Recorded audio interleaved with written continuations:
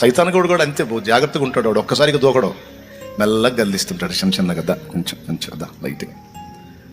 తాగుబోతులు కూడా అంతే, లైట్ సరదాగా అలవాటు అవుతారు. ఫ్రెండ్స్తో కలిసి సరదాగా అలవాటు అయ్యి అప్పుడప్పుడు ఫార్మాలిటీగా తీసుకుంటా ఇక చెంబులు తేపాళాలు కూడా అమ్ముకునే స్థాయికి వెళ్తారు. ఇంట్లో ఆఖరికి భార్య ముక్కు పొడక పిల్లల చెవులు పోగులతో సహా అమ్ముకునే స్థితికి వెళ్ళిపోతారు.